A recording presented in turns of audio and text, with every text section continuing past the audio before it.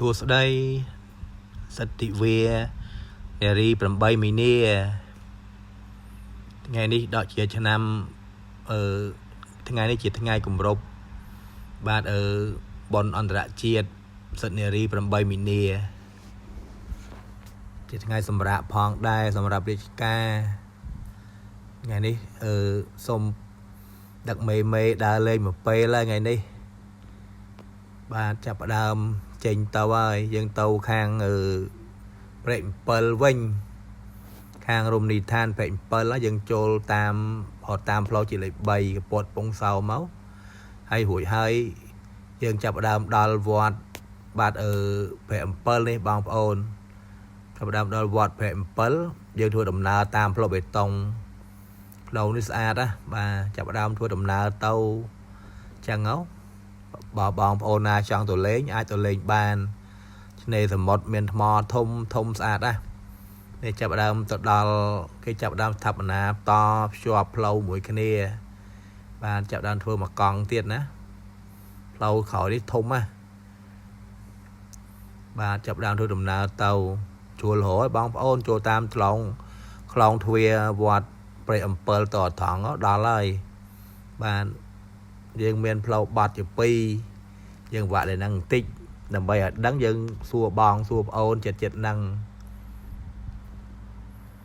ហើយយើងចាប់ដើមធ្វើដំណើរទៅ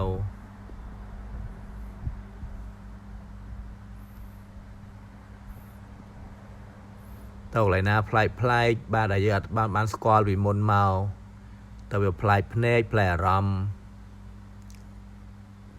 បាទនេះដល់ផ្លូវទៅមុខហើយនឹងបត់ឆ្វេងអញ្ចឹងយើងបត់ឆ្វេងបងប្អូនបត់ឆ្វេងទៅយើងនឹងដល់កន្លែងយើងត្រូវកំសាន្តហើយវាមានទី1តំបន់ហ្នឹងមានកន្លែងច្រាំងក្រហមមានកោះតៃវ៉ាន់ហើយនឹងមានកំពង់ទូកបាទតំបន់ហ្នឹងណាបាទនេះផ្លូវស្អាតមកណាបាទបេតុងផ្លូវបណ្ណាបងប្អូនមកនិយាយ8ម៉ែត្រដល់10ម៉ែត្រតាមមើលធំណាផ្លូវនេះបាទតំបន់ឆ្នេរសមុទ្រគេអភិវឌ្ឍបាទតស្គាល់ម្ដងកន្លែងប្លែកនៅខេត្តកំពតយើងបាទផ្លូវស្អាតណាស់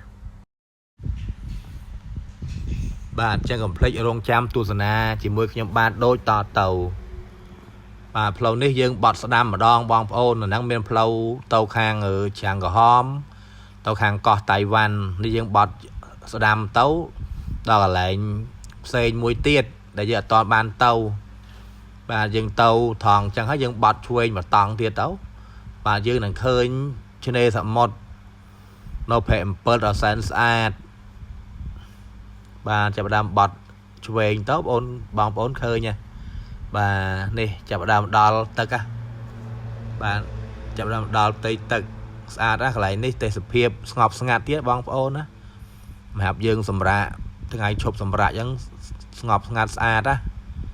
បាទមិនមានអ្នកណាមករំខានយើងទេ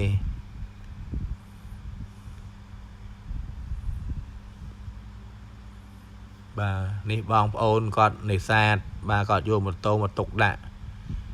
បាទកន្លែងនេះកំពង់ទូកបងប្អូនណានេះកំពង់ទូកខាងវិជានេសាទនៅខាងឃុំយើងបាទដុំថ្មធំមែនទេសភាពស្អាតណាស់មានថ្មអណ្ដែតដុំអញ្ចឹងបងប្អូនឃើញទេតែថ្មបាទហើយមានម្លប់ត្រឈឹងត្រឈៃដើមឈើច្រើនណាឆ្នេរនេះ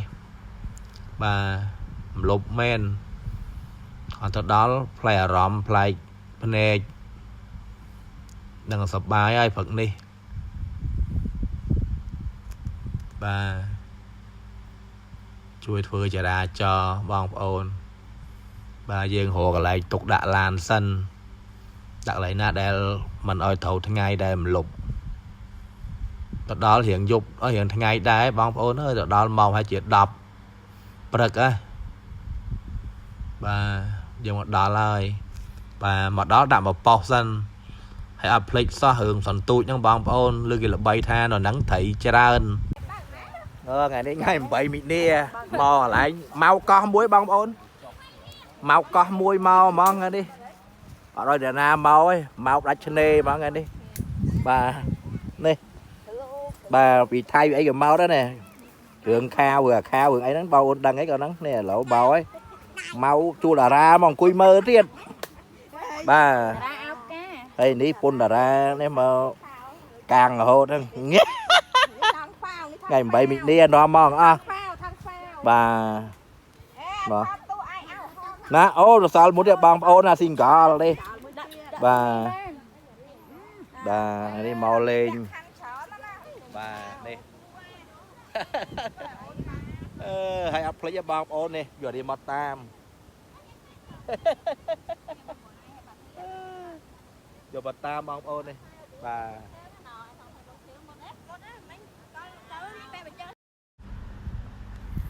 tê cho nó khang cái bột chả nó bằng ô nữa lâu hoặc ngay tê cho chả nó đến ngay tết tập hiệp chả cho ngay team 8 khai mỹ nia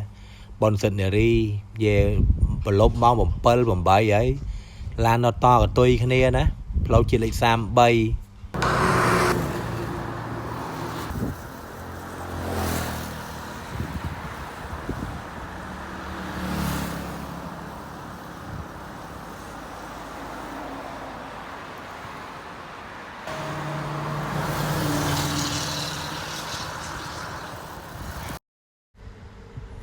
chia chôn Campuchia dương lâu vô đăng ban chởn bong phôn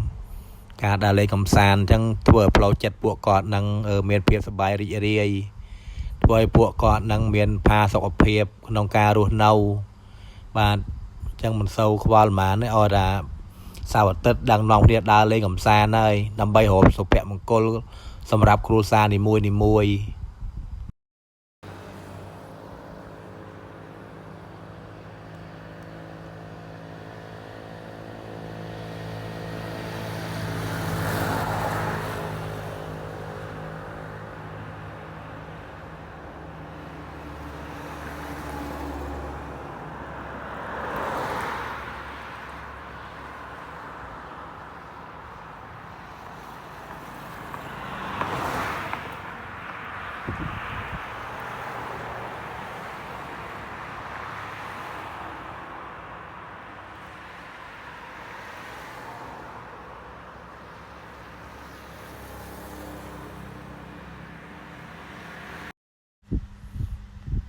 ថ្ងៃនេះហួសចិត្តបងប្អូនអើយយកតែដងមកភ្លេចយកlại nhờផ្លែមកមានដងមាននុយភ្លេចផ្លែបងប្អូនហួសចិត្តថ្ងៃនេះលឺលាឆ្នាំនឹងដល់កឆ្នាំនេះ